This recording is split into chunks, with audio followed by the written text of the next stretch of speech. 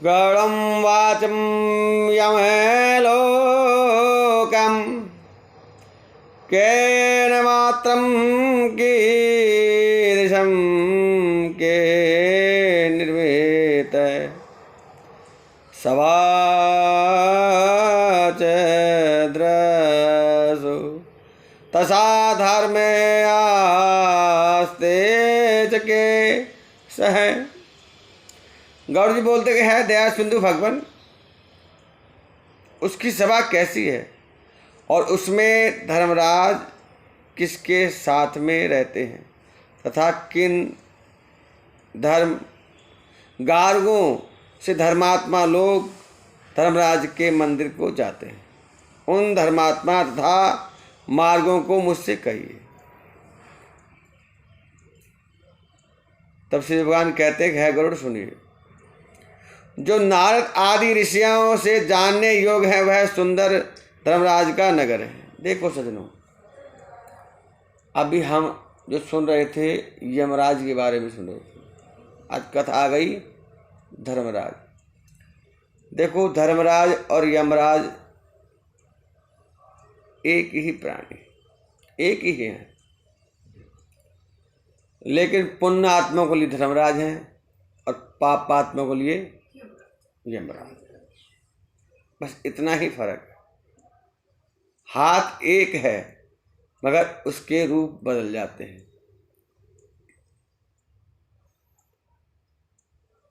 कि जो नारद आदि ऋषियों से जानने योग्य है वह सुंदर धर्मराज का नगर बड़े पुण्यों से मिलता है। दक्षिण और नैऋत्य के बीच में जो वैश्व धर्मराज का पुर है वह सब वज्र का बना हुआ है, जिसको देवता और राक्षस भी भेदन नहीं कर सकते हैं। वह चौकोन है, उसके 4 दरवाजे हैं, ऊंचे ऊंचे प्रकोटों 4 दीवारी से घिरा है और उसका प्रमाण 1000 योजन यानी 4000 कोस का कहा जाता है।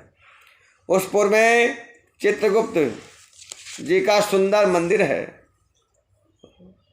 वह 25 योजन चौड़ा लंबा है तथा 10 योजन ऊंचा, बहुत सुंदर और लोहे के प्रकोटों से घिरा है। उसमें आने जाने के लिए सैकड़ों गलियां हैं और वहां पताका और ध्वजाओं से सुशोभित है तथा विमानों से भरा है। गाने बजाने के शब्दों से शब्दमान है, कुशल चित्रकारों से चित्रित है और देवताओं के संत राजाओं द्वारा बनाया हुआ है। फुलवारी और बागों से रमणीय है। वहाँ अनेक प्रकार के पक्षी बोल रहे हैं। गंधर्व और अप्सराओं के चारों ओर से घिरा है। उस नगर की सभा में अपने अति शोभित आसन पर चित्रगुप्त जी विराजमान होकर मनुष्यों की आयु ठीक ठीक गिना करते हैं। वे चित्रगुप्त पुण्य और पाप के लिखने में कभी भी भूलते नहीं हैं।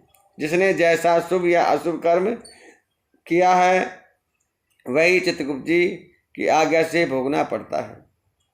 चित्रगुप्त के स्थान से पूर्व की ओर ज्वर का स्थान है, जिसे हम लोग बुखार कहते हैं। दक्षिणी की ओर शूल यानी वेदना दर्द का स्थान है।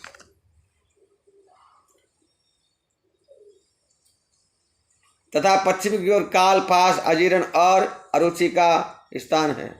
उत्तर की ओर राज, तपेदिक और पांडु पीलिया रोग का स्थान है। ईशान कोण में सिर में जो पीड़ा होती है और आग्नेय कोण में मूर्छा का स्थान है। नैऋत्य कोण में अतिसार, वाय कोण में शीत और दाह का स्थान है। इसी तरह की अन्य व्याधियों से यह चित्रगुप्त जी का स्थान घिरा रहता है।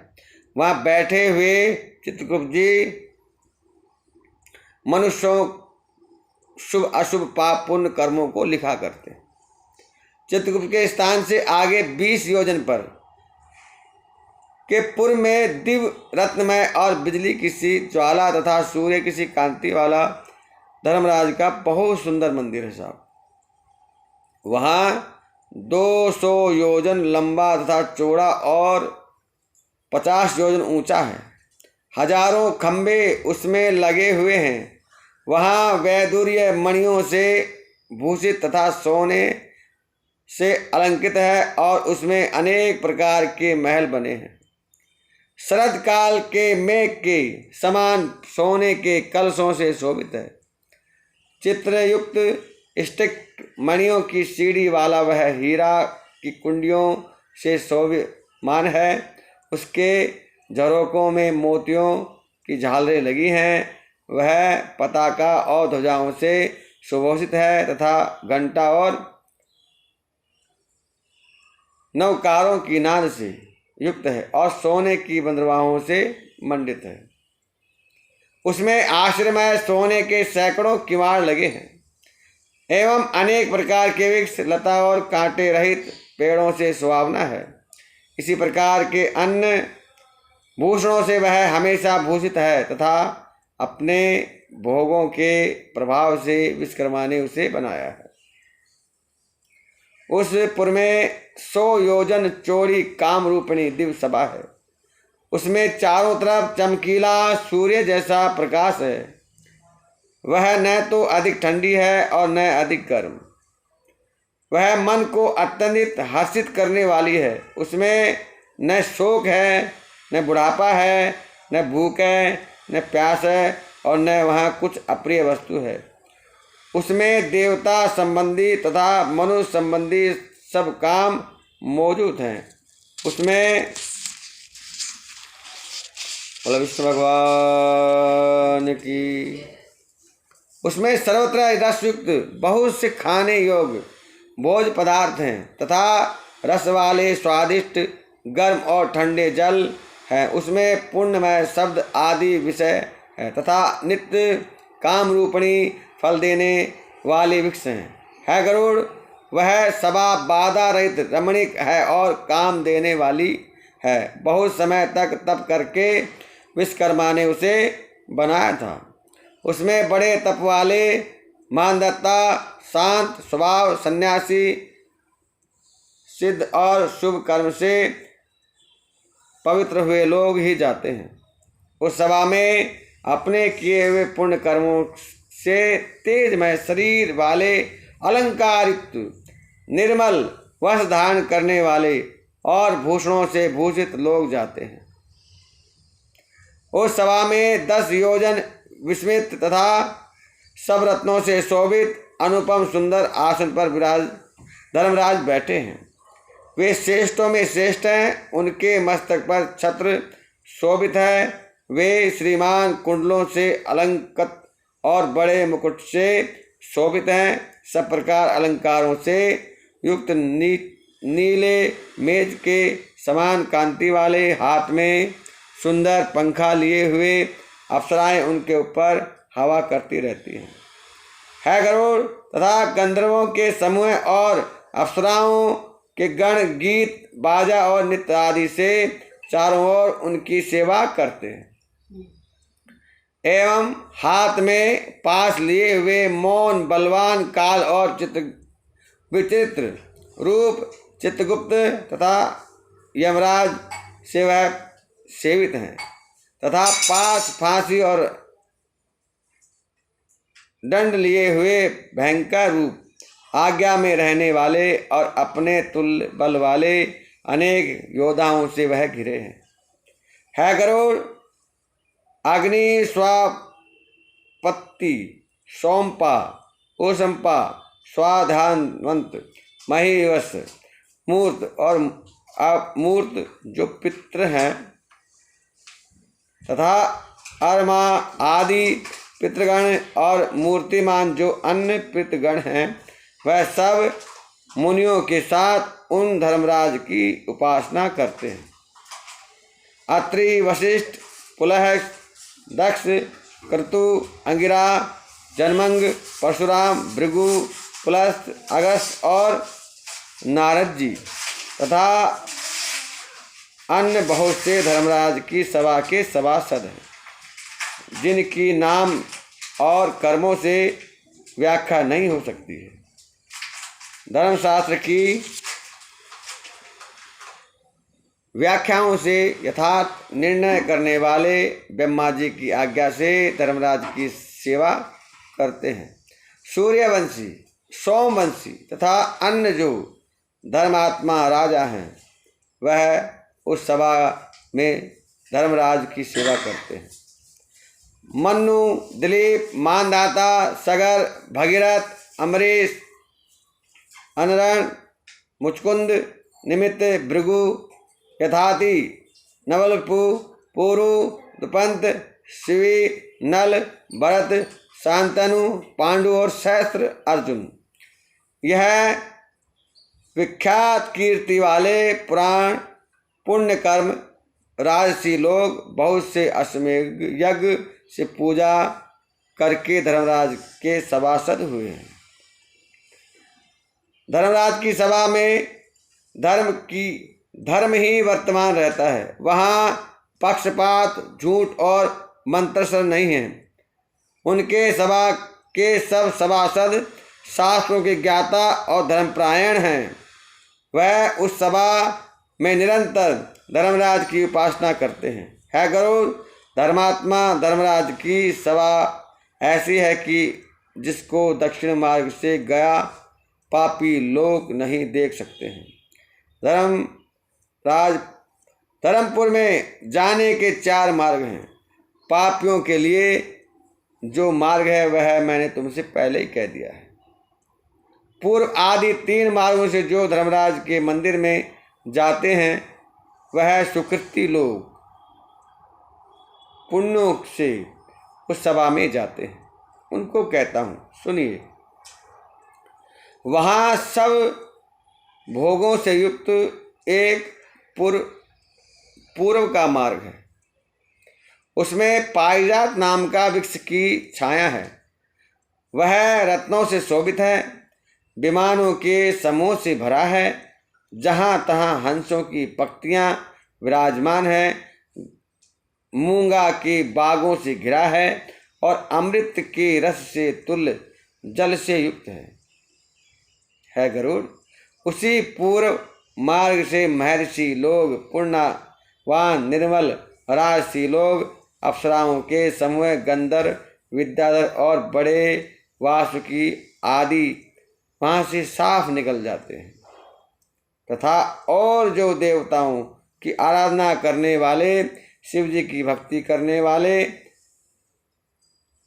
गर्मी में गौशाला लगाने वाले, माघ महीने में लकड़ी देने वाले तथा वर्षा ऋतु में जो विरक्त लोगों को दान मान से आश्रय देने वाले और दुखियों को मृदु वचन कहकर आश्रय देने वाले, वह लोग और जो सत्य तथा धर्म में सदा व्यक्त रहते हैं,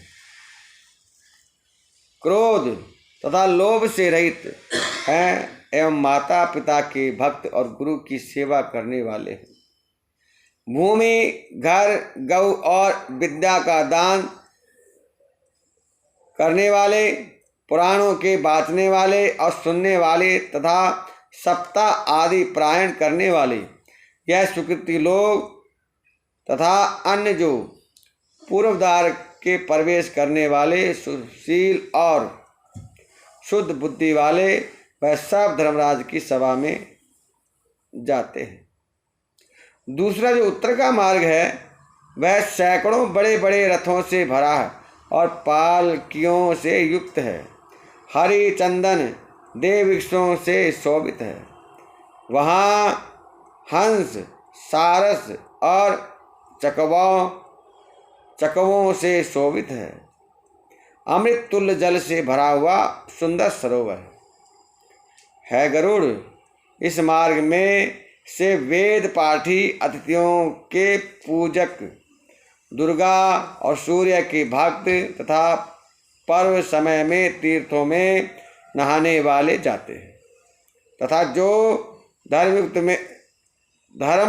युद्ध में मरे हैं और जो अनशन करके मरे हैं तथा काशी जी में, गौशाला में और तीर्थ के जल में जो मरे हैं वह इस उत्तम मार्ग में जाते हैं तथा ब्राह्मण के लिए, स्वामी के कार्य के लिए तथा तीर्थ क्षेत्रों में मरने वाले एवं देवताओं के विध्वंस, देव मंदिर आदि तोड़ने वालों से लड़ाई में मरने वाले और योग्य अभ्यास से मरने वाले सत्यपात्र के पूजने वाले, नित्य बहुत सा दान देने वाले, यह सब उत्तर द्वार से प्रवेश करके धर्मराज की सभा में जाते हैं। बोलो विष्णु भगवान की। तो है गरुड़ रत्नों से बने मंदिरों से शोभित तीसरा पश्चिम का मार्ग है। उसमें सदा अमृत के तुल रस से भरी बावड़ियां शोभायमान है। वह ऐरावत के कुल में पैदा होने वाले मस्त हाथियों से भरा है तथा ऊंचे श्वा से उत्पन्न घोड़ा जैसे रत्नों से युक्त है। इस मार्ग से आत्म प्रायण योगी लोग अच्छे शास्त्र के चिंतन करने वाले, भगवान के अनन्य और गायत्री मंत्र का जप करने वाले जाते हैं। पराय हिंसा, पराय धन और परायवाद से जो रहित हैं और अपनी स्त्री से रमण करने वाले सज्जन, अग्निहोत्र करने वाले और वेदों का वाद करने वाले, पाठ करने वाले, ब्रह्मचर्य व्रत धारण करने वाले, वानप्रस्थ तपस्वी लोग तथा श्रीपाद शंकर सन्यासी, जिनके लिए कंकर पत्थर और सोना बराबर है, ज्ञान और वैराग से युक्त सब प्राणियों का हित करने वाले, शिव और विष्णु के उपासक तथा कर्म को ब्रह्म में तर्पण करने वाले तथा तीनों ऋणों से मुक्त, सदा पंच यज्ञ करने वाले, पितरों का श्राद्ध करने वाले, समय पर संध्योपासना करने वाले, नीचों की संगतियों से रहित और अच्छी संगति करने वाले, यह सब अप्सराओं से युक्त उत्तम विमानों में बैठे हुए, अमृत पीते हुए पश्चिम द्वार से धर्मराज के मंदिर में प्रवेश करके धर्मसभा में जाते हैं। है गरुड़, धर्मराज उस आए हुए लोगों को देखकर बार बार स्वागत करते हैं और खड़े होकर उनके सामने जाते हैं। उस समय वह चारों भुजाओं में शंख, चक्र, गदा और तलवार को धारण कर पुण्यात्माओं के साथ प्रेम से मित्र का सा बर्ताव करते हैं तथा बैठने को सिंहासन देते हैं, नमस्कार करते हैं, पद और अर्घ्य देते हैं, फिर चंदन आदि से उनकी पूजा करते हैं और कहते हैं कि है सभासदों, इस ज्ञानी को आदर से नमस्कार करो। यह मेरे मंडल को छोड़कर ब्रह्मलोक को चला जाएगा। है बुद्धिमानों में शेष, नरक से डरने वालों, आप लोगों ने पुण्य करके सुखदायक देव तत्व साधन किया है। जो दुर्लभ मनुष्य का शरीर पाकर नित्य नैमित्तिक कर्म का साधन नहीं करता है, वह घोर नरक में जाता है। इससे बढ़कर और कौन अचेतन है? जो मनुष्य अस्थिर शरीर से अस्थिर धन आदि से के द्वारा स्थिर धर्म को संचित करता है, वही एक बुद्धिमान मनुष्य है। इसलिए सब प्रकार का यत्न करके धर्म का संचय करना चाहिए। आप लोग सब लोगों भोगों से युक्त पुण्य वाले स्थान को जाओ। ऐसे धर्मराज के वचन सुनकर धर्मसभा को और उस सभा को प्रणाम करके देवताओं से पूजित और मुनीश्वरों से स्तुति किए गए वे विमानों पर बैठकर परम पद को जाते हैं। बोलो विष्णु भगवान की। और कोई बड़े बड़े से धर्मसभा में ही रह जाते हैं, वहाँ कल भर तक रहकर और दिव्य भोगों को भोगकर शेष पुण्य से पवित्र दर्शन वाले मनुष्य शरीर को पाता है तथा बड़ा धनवान, सब कुछ जानने वाला और सब शास्त्रों में चतुर होकर फिर आत्मा के विचार से परम गति को प्राप्त होता है। गरुड़, तुमने जो हिमालय का समाचार पूछा था वह सब मैंने तुम्हें कह दिया। कहते हैं कथा को सुनने से भक्ति वो सुनाता है या जो सुनता है वह धर्म सभा की सभा के सभासद हो जाते हैं। बोलो विष्णु भगवान की। गरुड़ं वाचं धर्मात्मा सुरगते भक्त्वा जायते विमले कुले अंतः स्वतं स्वभूति जननो जाचरे। गरुड़ जी बोलते हैं दया सिंधु भगवान धर्मात्मा स्वर्ग की गति भोग कर निर्मल कुल में कैसे पैदा होते हैं। देखिए हम अभी 2 दिन पहले जो कथा सुन रहे थे उसमें पापात्माओं की कथा थी, बीच में हमने सैयदानी कथा सुनी, आज पूर्ण आत्माओं की कथा है। लेकिन जैसे पापी जीव गर्भ धारण करता है ऐसे पुण्यात्माओं को भी आने के लिए गर्भ की जरूरत पड़ती है। तो गरुड़ जी पूछते हैं पूर्ण आत्माएं कैसे गर्भ में प्रवेश करते हैं।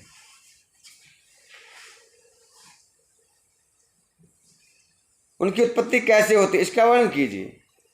सुकृति मनुष्य गर्भ में कैसा विचार करते हैं। सुकृति यानी अच्छे, उसे मैं सुनाता हूं। भगवान कहते हैं है कौन आधे मुझसे कह दो। गरुड़ ने पूछा। श्री भगवान ने उत्तर दिया है गरुड़ सुनो, तुमने अच्छा प्रश्न किया, यह परम गोपनीय विषय है। मैं तुमसे कहता हूँ जिसके जानने ही मात्र से स्वर्गता की योग्यता प्राप्त हो जाती है। शरीर के पार्थिव स्वरूप को कहता हूँ जो ब्रह्मांड के गुणों से संपन्न है और योगियों के धारण करने योग्य है। योगी लोग छठ चक्र का चिंतन जिस प्रकार करते हैं और ब्रह्मचंद्र में सच्चिदानंद का ध्यान जिस प्रकार करते हैं उसे सुनो। जिस प्रकार स्तुति सुकृति लोग शुद्ध और श्रीमान के घर में उत्पन्न होते हैं उनके माता पिता का विधान और नियम मैं तुमसे बताता हूँ। सुकृति काल में नारी को 4 दिन का त्याग कर और जब तक शरीर में पातगन इंद्र की ब्रह्म हत्या से उत्पन्न विशेष दोष रहता है तब तक नारी का मुख न देखे। वह नारी से कपड़े से रहित स्नान करके 4थे दिन शुद्ध होती है, ऐसा लिखा है गरुड़। 7 दिन के बाद पितर और देवताओं के बाद तथा पूजन के योग होती है। 7 दिन के भीतर जो गर्भ होता है वह मलिनाशय मलिन चित्त वाला होता है। इसमें बहुधा 8वें दिन गर्भधान होने पर पुत्र की उत्पत्ति होती है। सम रात्रियों पर गर्भधान होने पर पुत्र उत्पन्न होता है और विषय रात्रियों में कन्या पैदा होती है। इसलिए पहले के 7 दिन छोड़कर युगम रात्रि में स्त्री गमन करें। शीतु के प्रारंभ से 16 रात्रियां स्त्रियों का सामान्य रीति से शीतुकाल कहा गया है। 14वीं रात्रि में प्रसंग करने से अवश्य गर्भ करके गर्भ की स्थिति होती है। धर्मात्मा पुरुष गुणवान तथा भाग्यशाली पुत्र उत्पन्न करता है। इस प्रकार की पुत्र उत्पन्न कारक रात्रि प्राकृतिक जीवों को कभी नहीं मिलती है। 5वें दिन स्त्रियों मधुर भोजन करना चाहिए और कड़वा खारा तीखा और उष्ण भोजन दूर से ही त्यागना चाहिए। वह छत्र औषधियों का पात्र है और बीज अमृत के समान है। स्वामी रूपी गुरु से उस क्षेत्र में बीज रोप पर अच्छा फल प्राप्त करना चाहिए।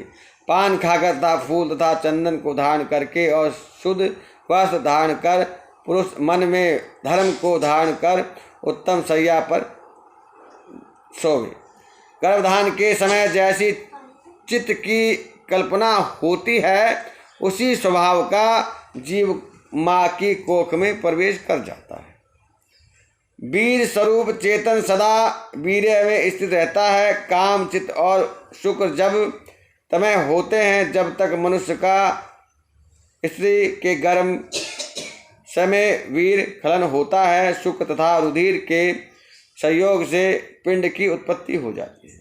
गर्भ प्राप्त सुकृति पत्र परम आनंद देने वाला होता है। उसकी संपूर्ण पुष्पन आदि क्रियाएं होती हैं। पुण्यात्मा ऊंचे ग्रहों की स्थिति में जन्म पाता है। उनके जन्म समय में ब्राह्मण बहुत सा धन पाते हैं। विद्या और नियम से संपन्न वह पुत्र पिता के घर में बढ़ता है और सज्जनों के संग से वह सब शास्त्रों का पंडित होता है गरुड़, पूर्व जन्म में किए हुए तप, तीर्थ यात्रा के महान पुण्य के फल के उदय होने पर युवावस्था में दिव्य स्त्री आदि भोग करता है। उसके बाद आत्मा और अनात्मा के विचार में सदा यत्न करता है और अध्यारोप तथा अपवाद द्वारा ब्रह्म का चिंतन करता है। अवन करने वाले इस ब्रह्म के पुरुष संग रहित हैं। इस वार्ता के जानने के लिए भूमि आदि अनाथ वर्ग पंचभूतों के गुणों को मैं तुमसे कहता हूँ। देखिए, पृथ्वी, जल, अग्नि, पवन और आकाश, ये 5 स्थूल शरीर में भूत हैं। यह पिंड पंचभूतों से शरीर यह बना है गरुड़। त्वचा, हड्डी, नाड़ी, रोम एवं मांस, ये 5 गुण भूमि द्वारा निर्मित हैं। यह मैं तुमसे कहता हूँ। लार, मूत्र, वीर्य, मंजा और 5वां रक्त, ये 5 गुण जल से बने हैं। अब तेज का गुण सुनो। सुधा, तृष्णा, आलस, निद्रा और कांति है गरुड़, ये 5 तेज गुण से उत्पन्न हुए हैं। योगियों ने कहा है कि समेटना, ओढ़ना, उल्लंघन, फैलना और चेष्टि, ये 5 गुण वायु द्वारा कहे गए हैं। शब्द, चिंता, शून्यता, मोह और संदेह, ये 5 गुण आकाश द्वारा संभूत हैं। मन, बुद्धि, अहंकार और चित्त, ये 4 अंतःकरण हैं। ये पूर्व जन्म के कर्म द्वारा संभूत संस्कार से होते हैं। कान, त्वचा, आँख, जीव, नाक, ये ज्ञानेंद्रियां हैं और वाक, पानी, पाद, गूदा और लिंग, ये कर्मेंद्रियां हैं। दिशाएं, वायु, सूर्य, प्रेक्षिता, अश्विनी कुमार, वहीन, इंद्र, उपेंद्र और मित्र, ये ज्ञानेंद्र व कर्मेंद्रियों के देवता कहे गए हैं। इंगला, पिंगला, तीसरी सुषमना, गांधारी, गजेंद्रिया, सुषमा, यशस्विनी, अलस्पना तथा 10वीं शंखनी, ये प्रधान 10 नाड़ियां शरीर में स्थित हैं। प्राण, अपमान, समान, उदान, ध्यान, नाग, कूर्म, कुकल, देवदत्त और धनंजय, ये 10 वायु हैं। हृदय में प्राण, गुदा में अपमान, नाभि में मंडल में समान, कंठ देश में उदान और सब तीर्थ व्यान स्थित है। डकार को नाग कहते हैं। वह उल्मी नल में कूर्म वायु कहा जाता है। कृतल वायु को सुधा कारक जानना चाहिए और विवृषण में देवदत्त नामक वायु जानिए। सर्वव्यापी धन जन वायु है, वह मृतक को भी नहीं छोड़ती। ग्रासों द्वारा खाया हुआ अन्न सब शरीरधारियों को पुष्ट देने वाला है। व्यान वायु अन्न के रस को सब नाड़ियों में पहुंचा देता है। भोजन किया हुआ आसार वायु द्वारा 2 भागों में बढ़ जाता है। गुदा में प्रवेश कर अपच अन्न और जल को पृथक पृथक कर देता है। अग्नि की यानी अलग अलग कर देता है। अग्नि के ऊपर जल करके और अन्न को जल के ऊपर करके, और प्राण स्वयं अग्नि के नीचे स्थिर होकर धीरे धीरे ढोकता है। वायु से ढोकी हुई शरीर की अग्नि रस को और मल को अलग अलग कर देती है। व्यान वायु शरीर में सब और रस पहुंचाता है। 12 द्वार से अलग अलग किए मल को 12 निकालता है। कान, आँख, नाक, जीभ, दांत और नाभि और नाखून, गुदा और लिंग, शिरा, वपु और लोम, इनको मल स्थान कहते हैं। इस प्रकार सद वायु अपने अपने कर्म में प्रवृत्त रहते हैं। जैसे मनुष्य लोग सूर्य के प्रकाश को पाकर अपनी सत्ता जानते हैं, सूर्य के उदय होने पर अपने काम में लग जाते हैं। है खग नर देह के 2 रूप हैं, एक व्यवहारिक और दूसरा पारमार्थिक। व्यवहारिक शरीर में 3.5 करोड़ रोम हैं, 7 लाख केस हैं और 20 नाखून कहे गए हैं। है गरुड़ सामान्यतः 32 दांत कहे गए हैं। 1000 पल मांस है और 100 पल रक्त है। मैदा 10 पल है, 70 पल त्वचा है, 12 पल मजा है, 3 पल महारक्त है। शुक्र 2 कुंड है और शोषित 1 कुंड कहा गया है। देह में 360 हड्डियां कही गई हैं, ऐसा इसमें लिखा है। शूल तथा नाड़ियां शरीर में कही गई हैं। पल पित्त है और उसका आधा 25 पल कफ है। हमेशा उत्पन्न होने वाली विष्ठा और मूत्र का कोई नियम परिणाम नहीं है। इन गुणों और सामग्रियों से युक्त व्यवहारिक शरीर है। सब भुवन, पर्वत, द्वीप, सागर आदि ग्रह पारमार्थिक शरीर में है। पारमार्थिक देह में 6 चक्र कहे गए हैं। इस शरीर के अंदर जो गुण ब्रह्मांड में कहे गए हैं वे सब इस शरीर में मौजूद हैं। ये सब गुण योगियों के अवधान और मुख उपाधि में आते हैं। उनको मैं तुमसे कहता हूँ, जिनकी भावना करके जीव विराट रूप को प्राप्त होता है, विराट रूप ही को कहता हूँ। सुनो, पैरों के नीचे तल जानियो, पैरों के ऊपर पितल है, और घुटनों के सुतल जाने और दंडिक देश गुप्ते इंद्रियों के जोड़ स्थान में महातल जाने। शक्ति के मूल में तलातल और गुदा देश में रसातल जानो और कट्टी में पाताल जानो। ये 7 लोक कहते हैं।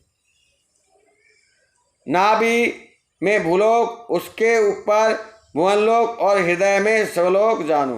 कर्ण देश में महलोक जानो, मुख में जनलोक, ललाट में तपोलोक और ब्रह्मरंध्र में सतलोक जानो। ये 14 भुवन हैं। त्रिकोण में मेरु स्थित है, नीचे कोण में मंदराचल और दक्षिण कोण में कैलाश, और वाम यानी वायन में कोण में हिमाचल है। उसके ऊपर रेखा में ऊपर निषद पर्वत, दक्षिण रेखा में गंधमादन और वामन रेखा में रमणाचल। यह कुल 7 पर्वत कहे गए हैं। हड्डियों के स्थान में जन्मदीप, मंजा के स्थान पर सागदीप, मांस में कुलदीप और शिराओं में क्रोधदीप स्थित है। त्वचा में शालिनी दीप, रोम समूह में गोमेदीप और पुष्प में नख में स्थित जानो। उन्हीं दीपों के अंतर्गत सागरों को सुनो। उस विराट रूप के मूत्र में खारा समुद्र स्थित है। दूध में दूध का समुद्र और श्लेष्मा में सुरा यानी मदिरा का समुद्र स्थित है। मंजा में घी का समुद्र स्थित है। रस में रस का समुद्र जानिए। है विनीता के पुत्र लंबिका यानी कंठ के भीतर, उसके स्थान में स्वादिष्ट जल जानो। उस विराट पुरुष के नाल चक्र में सूर्य स्थित है और बिंदु चक्र में चंद्रमा। बोल विष्णु भगवान की। नेत्र में मंगल स्थित है और हृदय में बुध स्थित है। विष्णु स्थान नाभि गोल में गुरु को जानिए और शुक्र में शुक्र स्थित नाभि के स्थान में शनिचर तथा स्थित जानिए और मैं राहु स्थित है। वायु के स्थान में केतु स्थित है। इस प्रकार उस विराट शरीर में ग्रह मंडल है। सर्वव्यापक इस प्रकार स्वरूप को अपने शरीर में चिंतन करें। नित्य प्रभात समय बने हुए पद्मासन में स्थित हो छठ चक्रों का चिंतन करें और कहे हुए अजपा के कर्म का मनन करें। मुनियों को मोक्ष देने वाली अजपा नाम गायत्री है। इसके संकल्प मात्र से जीव सब पापों से छूट जाते हैं।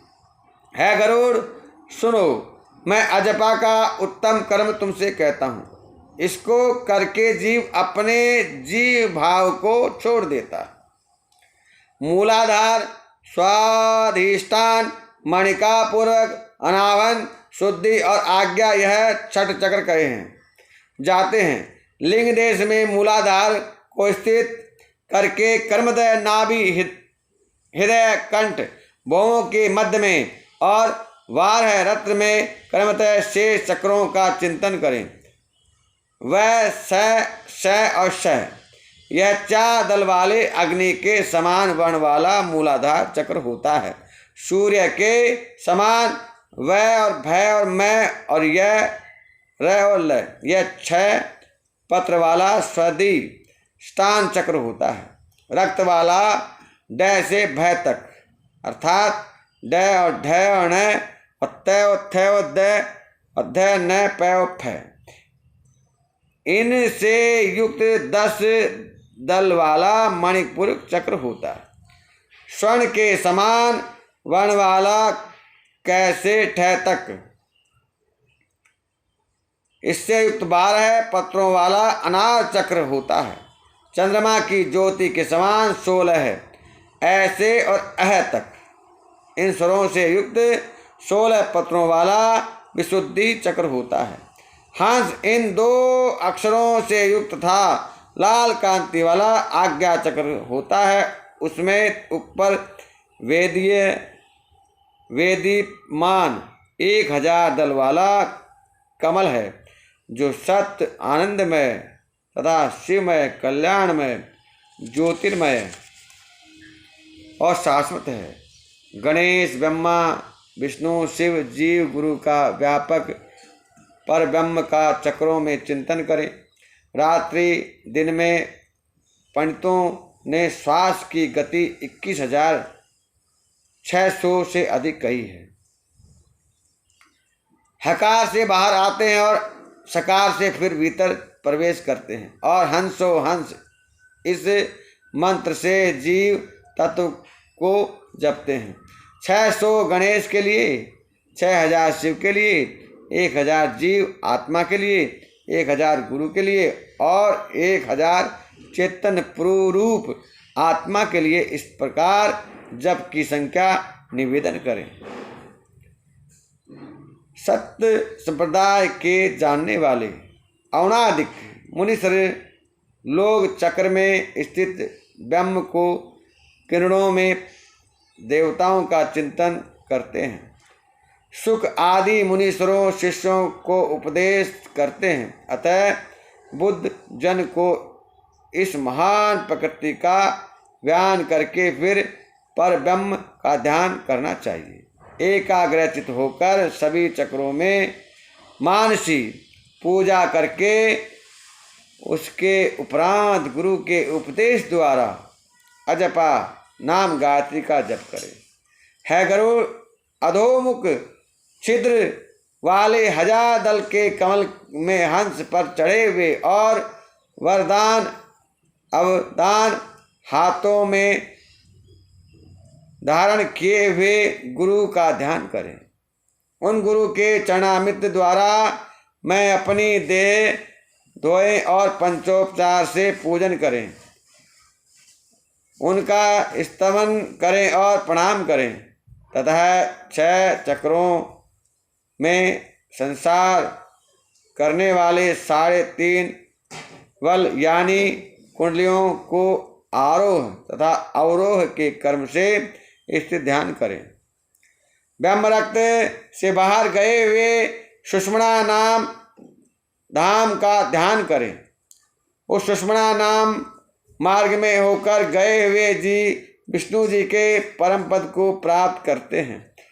पश्चात ब्रह्म मुहूर्त में स्वयं वेदीयमान सनातन सच्चिदानंद आनंद वाले परम पार ब्रह्म का ध्यान करें, जिससे मैं सदा चिंतन करता हूँ। इस तरह गुरु के उपदेश से मन को स्थिर करें, अपने प्रयत्न से न करें। गुरु के उपदेश बिना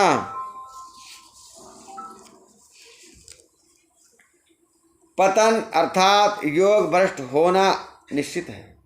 इस प्रकार अंतर योग करके पुण्य बहिर्योग को आरंभ करें। स्नान संध्या आदि करके हरि का पूजन करें। देह के अभिमानी पुरुष को अंतर्मुख वृत्ति यौगिक नहीं होती है। इसी से उनको मेरी भक्ति सरलता पूर्वक मोक्ष को देने वाली हो जाती है गरुड़। यद्यपि तप योग आदि मोक्ष के मार्ग हैं, फिर भी इन सांसारिक पुरुषों के लिए मेरी भक्ति का मार्ग ही समीचीन है। ब्रह्मा आदि सर्वज्ञों ने 3 बार वेद शास्त्र का बारंबार अध्ययन और मनन करके यही निश्चय किया है कि यज्ञ आदि मेरी शेष धर्म चिंतन को शुद्ध करने वाले हैं और भक्ति अनेक उनके फलस्वरूप है। इसको पाकर मानव कभी दुखित नहीं होता है गरुड़। जो सुकृति नर इस प्रकार का आचरण करते हैं, वह मेरी भक्ति के सहयोग से सनातन मोक्ष को प्राप्त होते हैं। बोलो विष्णु भगवान की।